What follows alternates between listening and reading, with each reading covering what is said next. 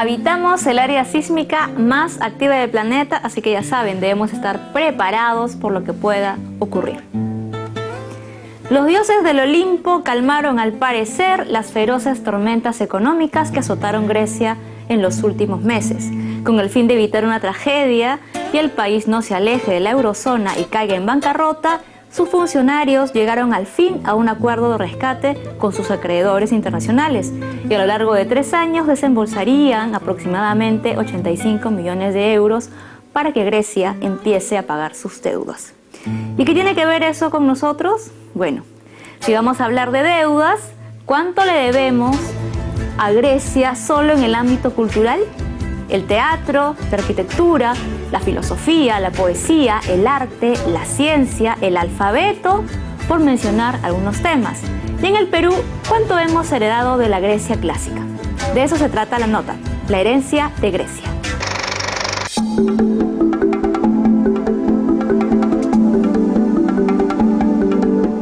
De la filosofía al alfabeto, de la historia a las artes, de la arquitectura a los deportes. Grecia inició el camino de los conocimientos más avanzados en beneficio del ser humano. Hablar de la herencia cultural que nos ha dejado esta civilización es una tarea interminable. Grecia ha marcado muchísimo por su cultura, su lengua, Tenemos cantidad, una influencia en la civilización, los sentidos de democracia, etc. Fueron los primeros en dejar explicaciones sobre los grandes acontecimientos de la historia.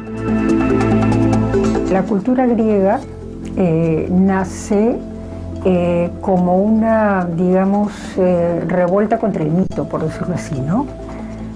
Las sociedades prefilosóficas en la Grecia antigua estaban sometidas al mito, a la tradición, a la autoridad, incluso a la autoridad fuerte o violenta, ¿no? Acataban, digamos.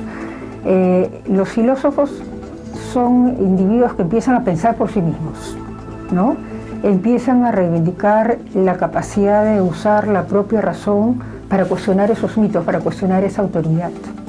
Y podría decirse que esa es la carta de nacimiento de la filosofía, y podría decirse que eso es justamente la esencia de lo que le dan al mundo, lo que le entregan al mundo, ¿no? Un pensamiento autónomo, un ejercicio libre de la razón. Los antropólogos y los que escribieron sobre los pueblos que visitaban, sus costumbres, ¿no es cierto?, los primeros geógrafos. En fin, nos han dejado pautas desde muchos ángulos, nos han dejado pautas que luego han servido para perfeccionar los estudios y llevar adelante pues estas disciplinas, ¿no? Esto me refiero a la filosofía, a la psicología, a la antropología, geografía, en fin, todas estas materias que hoy forman parte de nuestro mundo cultural. Aire, neuralgia, hombre, aritmética, pediatría y automóvil son algunas de las palabras que usamos en nuestra vida diaria, cuyo origen es la lengua griega. Las raíces griegas, que sería el núcleo de la palabra, están enriquecidas por prefijos y sufijos, que son griegos y que han variado muy poco, se mantienen intactos estos prefijos y sufijos y que forman palabras, sirven para formar palabras nuevas. Yo qué sé, por ejemplo, bueno, prefijos hay muchísimo, desde la, que significa separación o que no hay, ¿no? La palabra ateo, bueno, no Dios, es como una negación. Amorfo, que no tiene forma, ¿no? Bueno, son palabras que vienen del griego y podemos decir muchísimos. El aná, que es para arriba, el catá, ¿no? Cuando decimos catarata, es para abajo. Lo mismo pasa con sufijos. Sufijos en griego hay algunos que se mantienen y que son muy importantes. Están los itis, que por ejemplo en medicina indican inflamación, ¿no? Sinusitis, colitis, etcétera, inflamación de distintas partes. Pero hay uno que es muy importante y muy usado, que es el ma como sufijo, ¿no? que lo tenemos en la palabra sistema, que es poner todo en conjunto, y estema significa el resultado de la acción que está en el verbo, en la misma palabra. Dogma, aquello que se considera que hay que saber y creer. Pero, por ejemplo, tenemos ahora el genoma. Genoma es una palabra bastante nueva, ¿no? Los griegos no la utilizaban así, pero es de origen griego, o sea, el gen, que es el origen, los genes, todos sabemos lo que son, y el genoma es el resultado del estudio de estos genes, cuando ya se hace el árbol o toda la articulación de los genes. Entonces, muchísimas palabras que se van creando gracias a la ciencia, se busca el origen en el verbo latino y se pone un prefijo o un sufijo. El griego es la lengua más documentada de la historia. Sobre todo, es utilizado en el mundo académico y filosófico. La filosofía griega tiene su peculiaridad, tiene una forma específica de ser, ¿no? Por ejemplo, algunos dicen que las otras sabidurías, como la oriental, están más que nada ligadas a lo práctico, ¿no? A dar enseñanzas sobre cómo debemos vivir. En cambio, la filosofía griega es una búsqueda del saber por el saber, absolutamente pura, se podría decir, ¿no? No está hipotecada a nada, ni siquiera a guiar al hombre en la vida. No eso lo explica Heidegger, un filósofo posterior, lo dice muy claramente. La filosofía de los griegos no produce teorías, no produce técnicas, ni tampoco normas de conducta, porque su tarea no es eso, no es utilitaria. Es simplemente el pensar por el pensar. Yo creo que ese es el tipo de filosofía de los griegos. ¿Cuál es el origen del hombre? ¿Cuál es el fin de su existencia en la tierra? Interrogantes a las que los griegos dieron respuesta. Solo sé que nada sé. Conócete a ti mismo. Reflexiones que nacieron por una necesidad humana. Sócrates, el primer filósofo griego, desarrolló la idea de la mayéutica, la pregunta y el diálogo para descubrir el mundo. Por su parte, Platón invitó a usar el descubrimiento y la curiosidad, mientras que Aristóteles fue creador de ideas políticas. Hay, digamos, teorías o doctrinas de los filósofos, como por ejemplo Aristóteles. Por ejemplo, se habla del eudaimonismo aristotélico, que es su teoría de la felicidad, la virtud, ¿no? Cómo ser felices. Sócrates, por ejemplo, nos enseña su diálogo, el famoso diálogo socrático, la mayéutica, que es una forma de ayudar a la persona que solita descubre la verdad. O sea, digamos, esos son los aportes individuales. Cada filósofo griego nos ha dado un aporte individual que no deja de ser actual. Por ejemplo, para un maestro, para cualquier maestro que quiere ser un buen maestro, la mayéutica socrática sigue siendo totalmente vigente, ¿no? Porque lo que nos decía Sócrates era eso. Si tú quieres ser un buen maestro, no tienes que meterle en la cabeza al alumno lo que tú quieres que sepa, sino que tienes que ayudarlo a que él mismo descubra. Otro aporte griego es la democracia, que dotaba a los ciudadanos de una participación directa en su política administrativa a través de la Asamblea Popular. Clístenes fue su principal fundador. Los griegos dialogaban, conversaban, dicen que eran muy conversadores. Siempre estaban conversando sobre nosotros. ¿Quién es el hombre? ¿Qué animal raro es el ser humano, ¿no? Que puede ser a veces como una bestia o como un dios, casi como un dios. Entonces ellos estaban fascinados con el hombre y por eso lo que hacían era pensar, ¿quién es el hombre, no? ¿Cuáles son sus posibilidades? ¿Qué espacio es adecuado para que no se convierta en una bestia? Y por eso ahí entraba el tema de la polis, la filosofía política. Por ejemplo, Aristóteles decía, el hombre es un animal político, porque él pensaba que fuera de la polis el hombre podía volverse un ser bárbaro, salvaje. Entonces la polis como que lo modela, lo regula a través de las leyes, ¿no?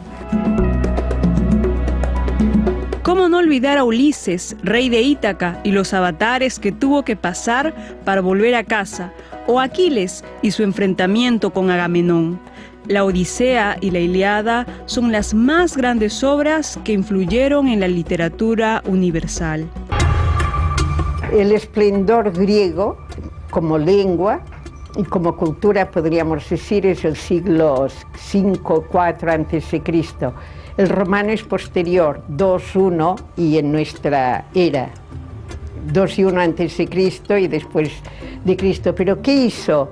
Cuando decayó el imperio griego, fue el imperio latino el que asumió, fue a donde habían estado los griegos, se habían expandido los griegos, pero asumió la cultura, no la destruyó. Hay distintos modelos, sobre todo de tipo moral, que en su esencia corresponden a modelos creados en la cultura griega antigua y que hoy se retoman como parte de una cultura más generalizada y cristianizada. Por ejemplo, el tema de las virtudes y los pecados, que es tan común en el arte colonial, tan común en la antigüedad cristiana de Europa. Esto está tomado, ¿no es cierto?, también de la cultura griega. El teatro, en clave de comedia, drama o tragedia, fue otra invención de los griegos. Hasta hoy se reponen con éxito en las tablas Edipo Rey de Sófocles y Medea de Eurípides. Un concepto que es fácil hoy día de ver es el modelo de Lima cuadrada. Lima cuadrada es el desarrollo que hicieron los romanos desde el punto de vista urbanístico, y el desarrollo de los romanos a partir de los planos de las ciudades se inspiran en las ciudades griegas de la época helenística. Líneas rectas, calles rectas que se cruzan formando bloques, manzanas, lo que llamamos manzanas cuadradas. La ciudad de Lima, el centro histórico de Lima, es un claro ejemplo de la aplicación de modelos griegos que llegan a nosotros a través de los romanos y los españoles. La cultura griega en general ha sido determinante. Por ejemplo, la arquitectura colonial y luego los modelos que se repiten en la arquitectura del siglo XIX y siglo XX. En el arte cultivaron la belleza, la armonía, el orden y el equilibrio. En la escultura resaltaron la figura humana. La condición humana tiene una serie de características que para los griegos había sido ya superado. Los griegos habrían encontrado los remedios que prolongan la vida, ¿no es cierto?, la cura de enfermedades, habían conceptualizado y habían idealizado la muerte también.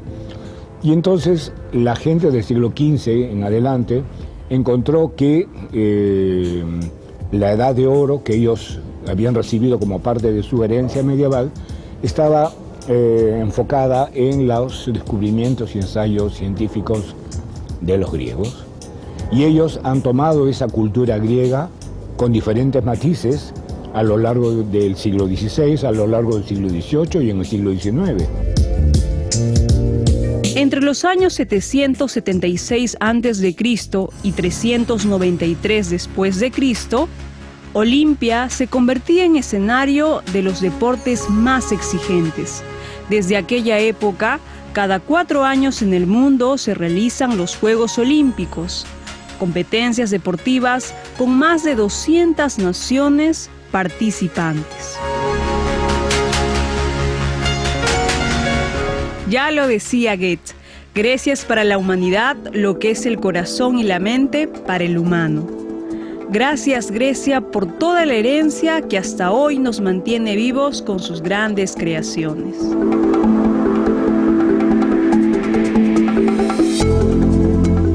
Qué vasta y maravillosa es la herencia de los griegos. Esperemos que se recuperen pronto de esa tragedia económica y política y tengamos buenas noticias de esa parte del mundo.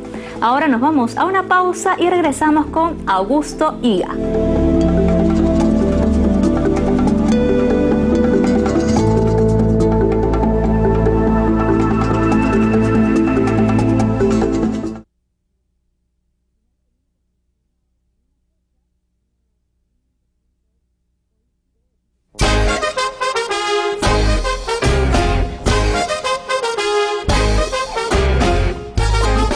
Augusto Higa Mika es autor de Que te come el tigre, La casa de Alba Celeste, Final del porvenir, La iluminación de Katsuo Nakamatsu y Okinawa existe. Conversamos con él de todo un poco, en especial de la reedición de La iluminación de Katsuo Nakamatsu que presentó en la Feria Internacional del Libro de Lima.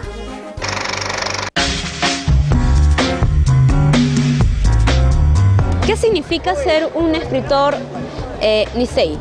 Es exactamente igual, ¿no?, que ser un escritor peruano con raíces andinas. Es igual, exactamente igual que un escritor peruano, pero con raíces amazónicas, de Loreto, de la selva de Tarapoto, ¿no? Es más o menos igual, ¿no? O sea, digamos, difiere, ¿no?, en ciertos rasgos. Lo mío es más urbano, lo mío está relacionado, digamos, con los migrantes japoneses que llegaron al Perú y que, digamos, desde un punto de vista racial y cultural, digamos, forman parte de la nacionalidad peruana, pero con pequeños detalles, ¿no? Pequeños detalles, ¿no? Y en ese sentido, entonces, digamos, los temas giran en torno a ese origen. El tema de esta novela, ajá, sí, no, ya, pero digamos, también tengo novelas como Saber matar, Saber morir, que giran en torno, digamos, al problema del senderismo o de la guerra interna de los años 80, ¿no? Los personajes que construye generalmente en sus cuentos, en sus novelas breves, son de esencia marginal, tienen un propio lenguaje, están fuera del sistema. ¿Cómo los construye? Yo he nacido, digamos, en Lima, pero la Lima popular que está detrás, digamos, de la iglesia de las Nazarenas, ¿no?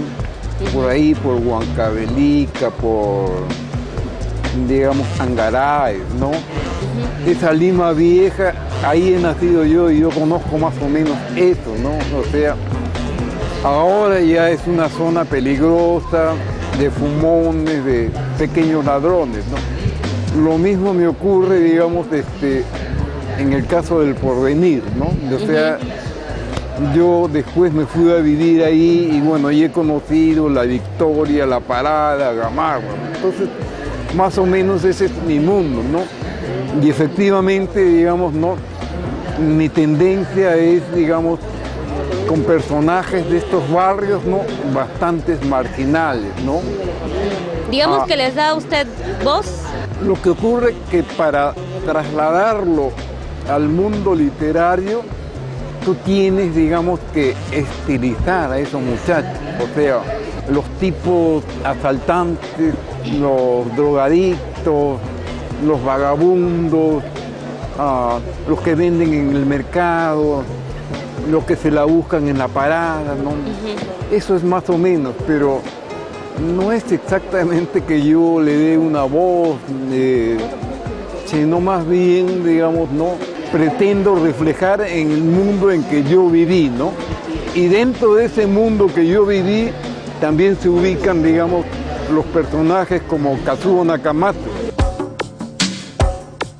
Después de su viaje al Japón de los años 90, ¿ha vuelto a ir? No, ya no he vuelto, digamos, ¿no? Estuve 2 años en Japón, una estancia, digamos, bastante buena, pero con muchas heridas, ¿no? Y ya de ahí ya no he pensado, digamos, en volver al Japón, ¿no? Pero sin embargo, ¿no?, aquí he leído, ¿no?, varios libros, ¿no?, sobre peruanos en el Japón, ¿no? Una de ellas es el de Arrieta, ¿no? Digamos, tiene 2 libros, ¿no? Uno que se llama Otosan, ¿no?, que es algo así como papá, en fin, ¿no? Y hace poco ha venido una chica mexicana que ha presentado una novela sobre los trabajadores peruanos en Japón, ¿no? Un ensayo antropológico, ¿no? Ah, eso es un poco más, eso es una investigación ya Una un poco más investigación seria. antropológica, ¿no?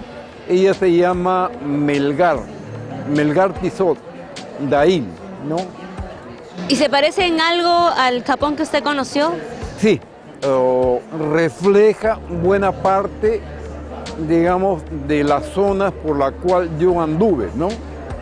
Entonces ella ha hecho 68 entrevistas, ¿no? Y efectivamente refleja bien lo que yo había vivido, ¿no? O sea, en primer lugar, digamos, no, los peruanos en Japón son extranjeros, ¿no? Y como extranjero, digamos, ocupa las franjas marginales de los trabajos en Japón, ¿no? Pero eso no significa que no ganan bien, pero, digamos, no, baja la producción, baja el trabajo y los peruanos tienen que migrar. O sea, están migrando de una prefectura a otra, ¿no? Podrán estar vinculados a la Toyota, a la Nissan, etcétera, etcétera, ¿no? Pero a partir de una agencia de trabajo. Exactamente, digamos, la agencia de trabajo es la que le paga. Pero cuando no hay, digamos, trabajo, entonces ya no hay despido, pues entonces tienen que emigrar, ¿no? Cuando usted se fue con esa intención de quedarse a trabajar, de hacer dinero allá y luego regresar a Lima. Las circunstancias por las que uno se va son muy diversas, ¿no? Digamos, aquí había una crisis muy fuerte, la de los años 90, ¿no? Digamos, un gran paquetazo de ingreso del gobierno de Fujimori, ¿no? Entonces nos quedamos desolados, ¿no? Entonces yo aproveché, digamos, para emigrar, ¿no? Y ganarme la vida un poco allá. Pero, digamos, cuando yo salí ya pasaba los 40 años. O sea, yo me daba cuenta de que no iba a durar mucho, ¿no? Y efectivamente solamente duré 2 años, ¿no?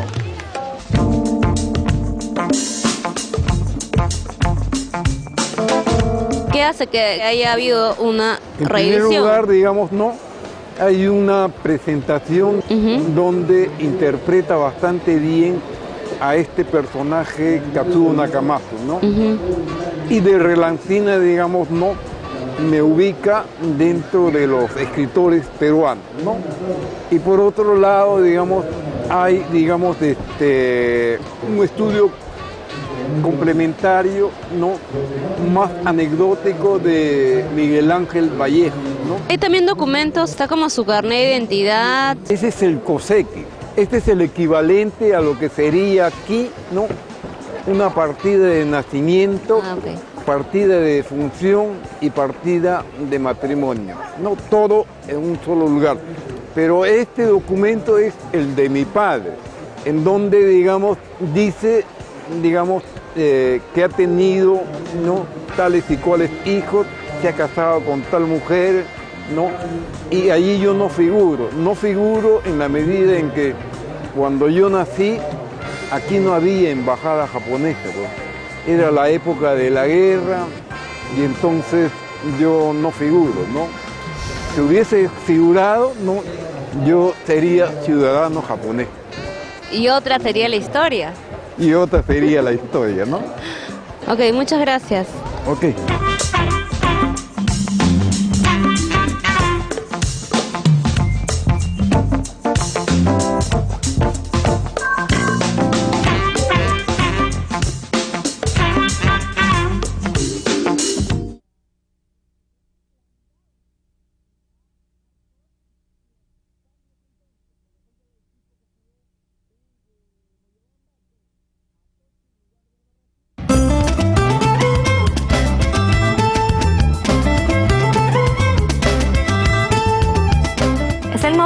Nuestra cuarta pared, un espacio para el teatro hecho en el Perú. En esta ocasión con Al otro lado del espejo, La doncella y la muerte, Naufragio de la luna y Adulterios.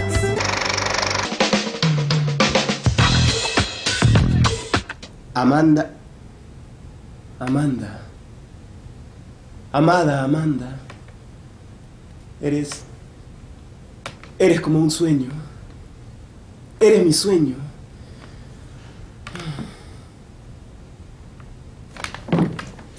Todos los días me siento en este café, muy temprano, en ese mismo sitio, para verla.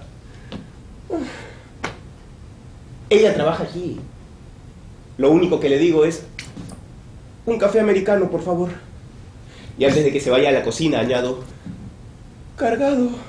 Náufragos en la Luna es una obra escrita por Jimena Ortiz de Ceballos y está bajo la dirección de Joaquín Vargas. Yo me quedo como un tonto mirándola. Lo que más me gusta de mi musa es ese aire etéreo de ninfa delicada y distraída que la envuelve como si fuera una criatura de otro mundo. La obra es una comedia muy divertida, muy ligera, con toques de comedia del absurdo. Y básicamente trata sobre el amor en dos diferentes etapas de la vida, ¿no? Una pareja joven que se conoce, se enamora y está como que muy ilusionada, muy entusiasmada con este nuevo amor. Y una pareja ya mayor y bueno, su amor ya está pues desgastado, están cansados uno del otro, entonces eso da pie a situaciones muy divertidas, muy graciosas, ¿no? Hoy me voy a armar de valor y le hablaré.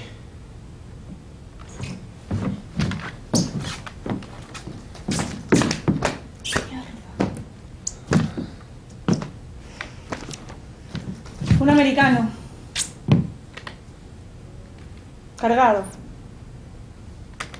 ¿No te cansas de pedir lo mismo?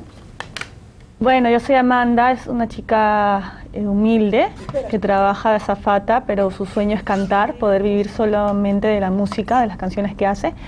Y bueno, ella canta en un barsucho todos los viernes, y música underground, que ella misma compone, y bueno, su sueño es ser cantante, pero le falta esa motivación, ¿no? Como que tiene miedo, está media dudosa, hasta que conoce a Alonso, que es el chico que la ayuda y le da ese empuje que ella necesitaba para poder mandarse con todo a realizar su sueño, ¿no? ¿Te sentarías un rato conmigo, por favor? ¿Era eso lo que querías pedirme?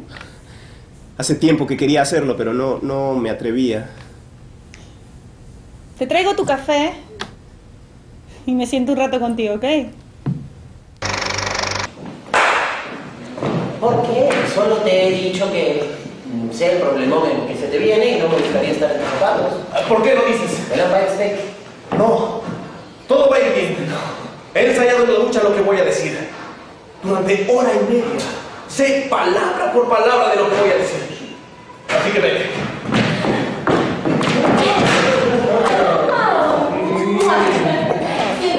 La Asociación de Artistas Aficionados presenta Adulterios, de Woody Allen. La obra teatral cuenta la historia de neoyorquinos arquetípicos que deben enfrentarse a hechos inesperados que los harán pensar en el amor y el desamor. No, porque si me voy te vas a cobardar y no le vas a decir nada. ¿Sí? ¿Tienes algo que celebrar, Gerardo? Eso depende de ti. En el Teatro de Lucía se presenta La muerte y la doncella, de Ariel Dorfman, dirigida por Mijail Page. En efecto, ¿qué gata? ¿Qué hiciste con mi gata? Porque tampoco estaba. Tu gata. Tu gata está acá, mi amor. ¿Mi gata? Tu gatita.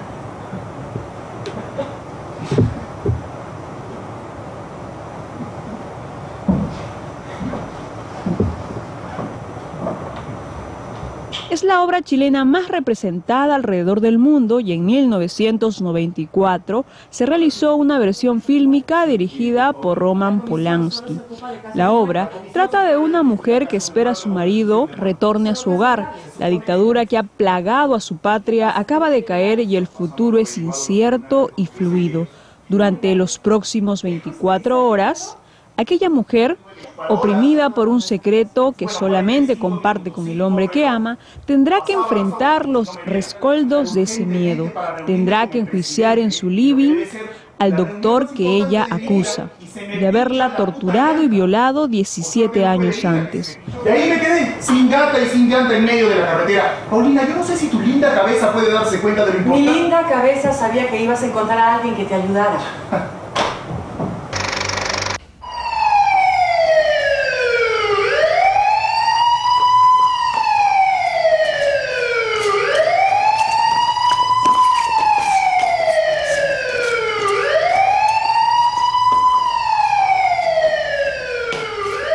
En Villa El Salvador, en la avenida Juan Velasco Alvarado, se construyó la primera Alameda. Ahí, un grupito de chicos gays y chicas trans, de un grupo llamado La Casa de los Talentos, salían después de armar coreografías y de darle otro sentido a la mariconada. Ese día hubo un operativo de serenazgo, pero lamentablemente ese día yo estaba allí. ¡Ya! Todos esos se me van de acá. ¿Qué cosa? En el Centro Cultural de España se presenta la obra Al otro lado del espejo. Es la tercera creación escénica del colectivo No Tengo Miedo, enfocada en la problemática de la diversidad sexual en el Perú. ¿Te largas de acá o quieres que te rompa la cara?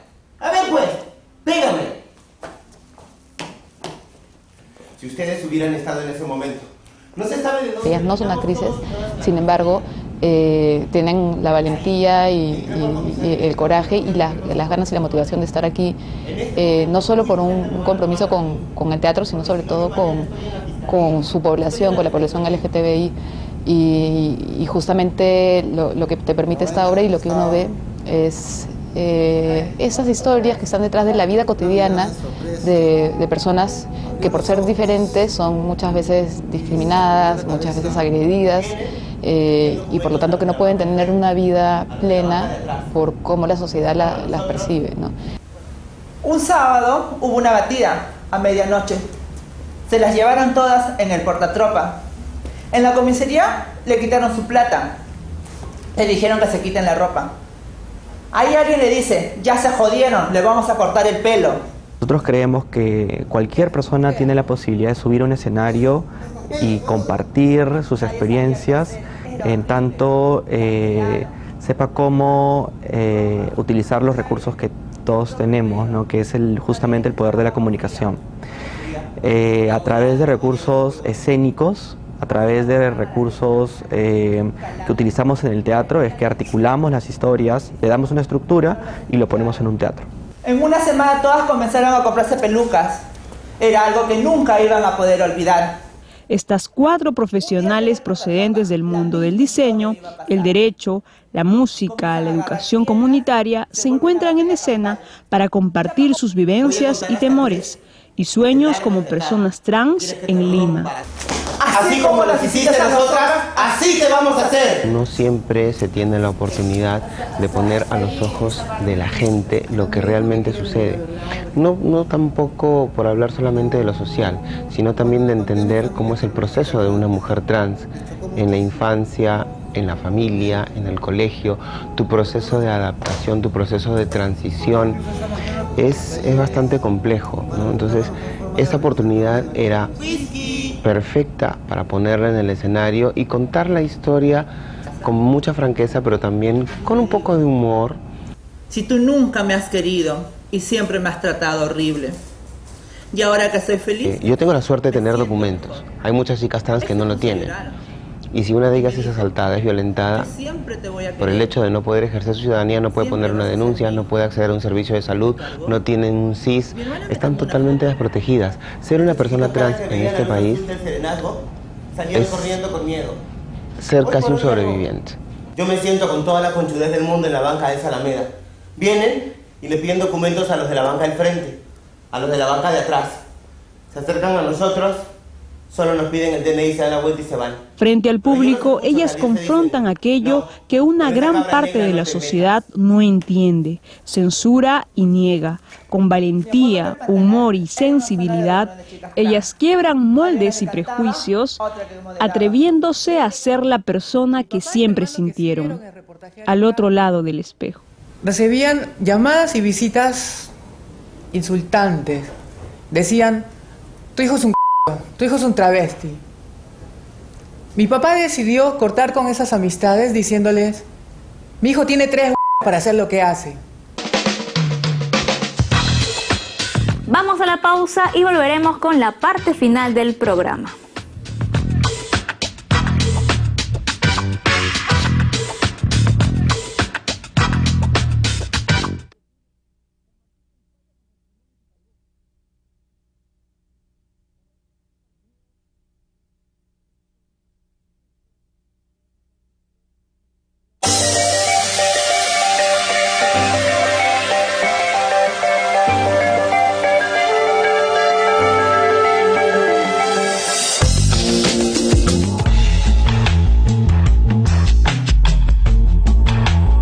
El Centro Cultural Peruano-Japonés presenta Hacia un mundo sin armas nucleares, muestra que reúne paneles con fotografías, gráficos y cuadros informativos sobre los efectos causados por la bomba atómica que destruyó las ciudades de Hiroshima y Nagasaki en agosto de 1945. En memoria de las víctimas y como un llamado a la paz, Perú Hiroshima Kenjinkai y la Asociación Peruano-Japonesa han organizado como cada año una exposición que nos transporta al dolor de la guerra, pero también a la esperanza de un mundo sin violencia.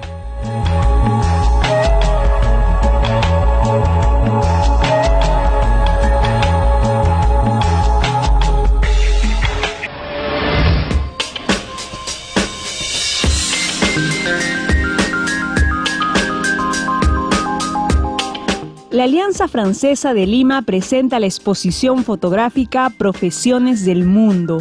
La muestra está conformada por 25 fotografías provenientes de diversos países: China, India, República Dominicana, Tailandia, Colombia, Venezuela, Bolivia, Perú, entre otras.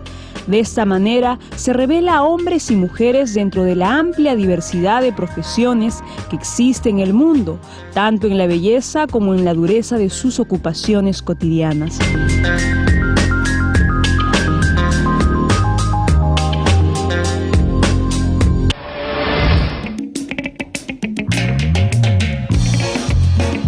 Gráfica Urbana es una muestra que trata sobre la identidad de la ciudad.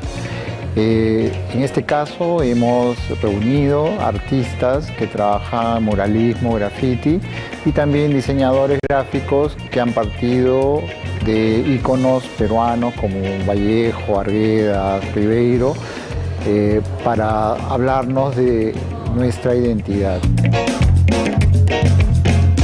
Gráfica Urbana presenta dos vías estéticas. Por un lado, la propuesta basada en signos y estilos que tienen como referentes a esta actualidad globalizada, enmarcada bajo la estética visual de las actuales ciudades, donde los letreros luminosos y los edificios con fachadas de cristal son los mayores protagonistas.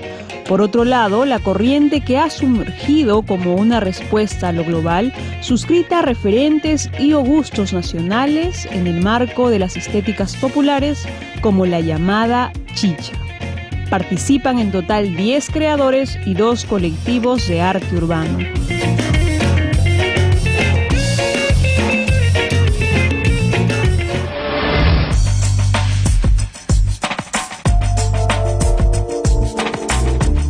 En el Centro Cultural Peruano-Japonés se presenta la exposición bipersonal de pintura Espacio Geométrico de Javier Yamakawa y Gianfranco Piccone. La muestra de pintura gira en torno a las formas geométricas y el color, espacio de ciudad y naturaleza que no se oponen, se complementan y conviven. Más que un conflicto, lo que se presenta es un diálogo entre dos artistas a través de formaciones y estructuras, como si fuese un repertorio de alegres signos.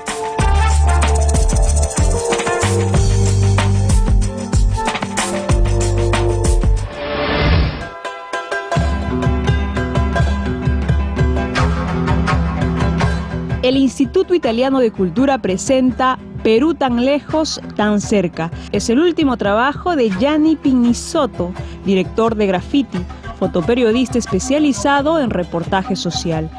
El protagonista no es el ojo del reportero. Las fotos son historias en sí mismas, son las situaciones, la condición, la sensación, el sentimiento de una persona, de todas las personas con sus vidas.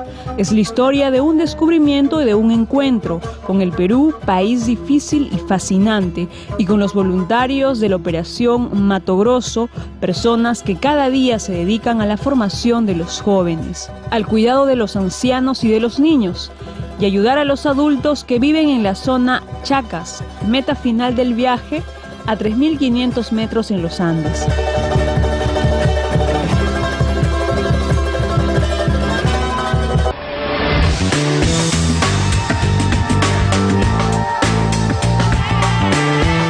La artista brasileña Raquel Nava presenta Proyecto Nazca, en donde nos muestra elementos simbólicos que parten de la subjetividad del artista, conectando esa singular economía con la mítica zona de Nazca, presentando una poética donde se confunde la realidad económica con místicas ancestrales, desde la perspectiva del extrañamiento cultural.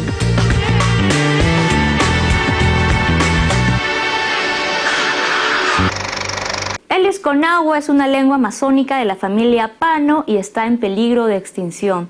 Existen alrededor de 60 Isconaguas en diferentes comunidades de Aguaitía, en Ucayali, pero solo 6 de ellos hablan esta lengua. En este microdocumental que nos ha hecho llegar la Universidad Católica del Perú, nos enteramos un poco más de este tema.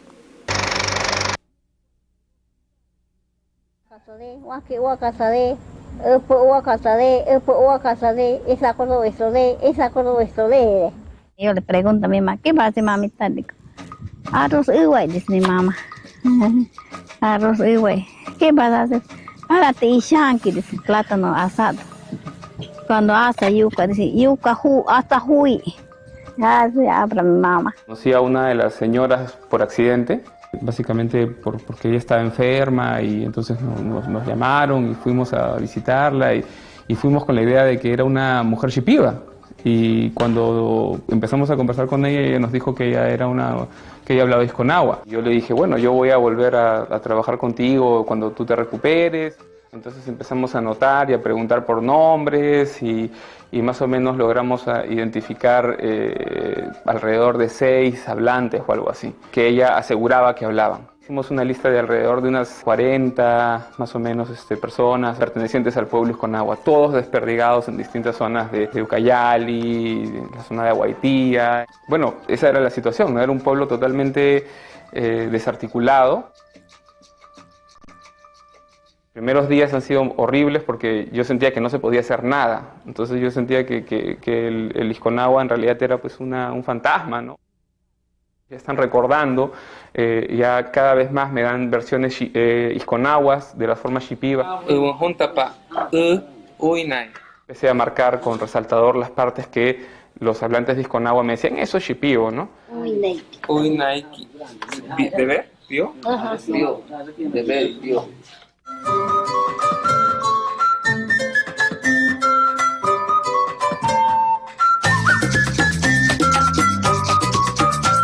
Roberto está aprendiendo mi idioma. Maspi. Maspi. Maspi. Ipuhima. Maspi Ipuhima. Ya,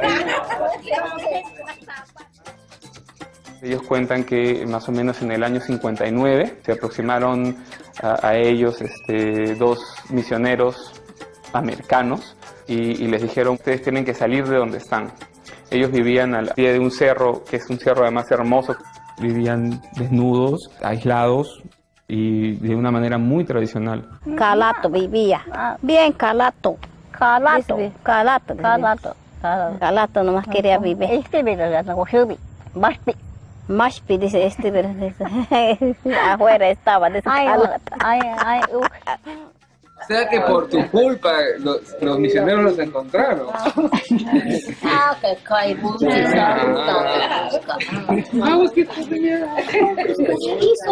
Quería ver el viento.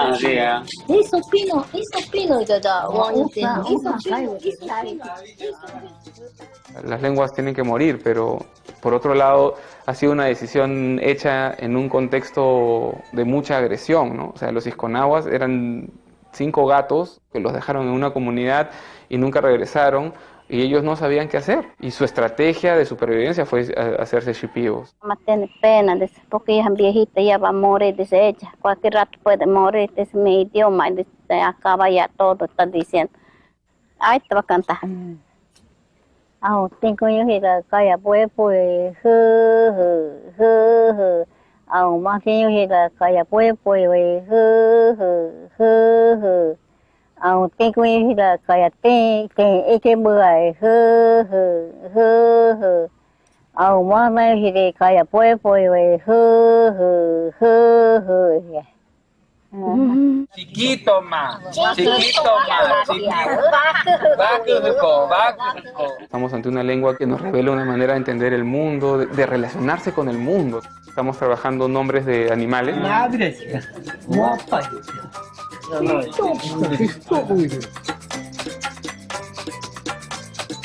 Lo que se va a poder hacer por lo pronto es crear un corpus del idioma que no existía. Se va a poder hacer un diccionario, que es algo que también los isconahuas valoran bastante. Están bien contentos porque nunca se ha hecho un diccionario isconahua. Esto ya es de por sí algo valioso para los lingüistas, ¿no? Porque a los lingüistas nos interesa saber cómo son las lenguas. Pero también la idea es que esto se vuelva algo valioso para los isconahuas, ¿no? Por ejemplo, ellos cuentan que cuando van a instancias públicas y dicen yo soy isconahua, le dicen a ver, ¿cuál es tu lengua? Y no tienen cómo probar, ¿no? Entonces la lengua está como que muy asociada a la identidad. Entonces esto va a visibilizar el idioma isconahua y nosotros queremos capacitar a los isconahuas para que ellos puedan usar esta base de datos. El idioma está reviviendo de las cenizas.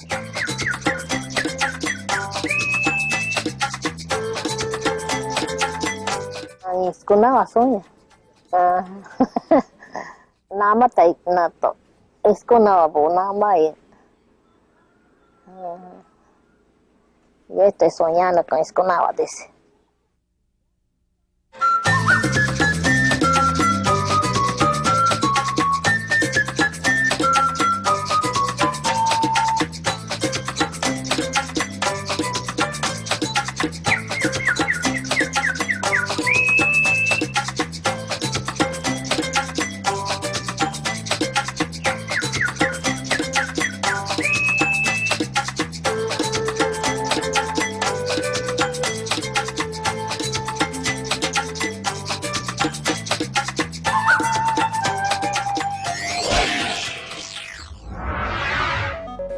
Y esto fue todo por hoy. Muchas gracias por acompañarnos y será hasta el siguiente programa.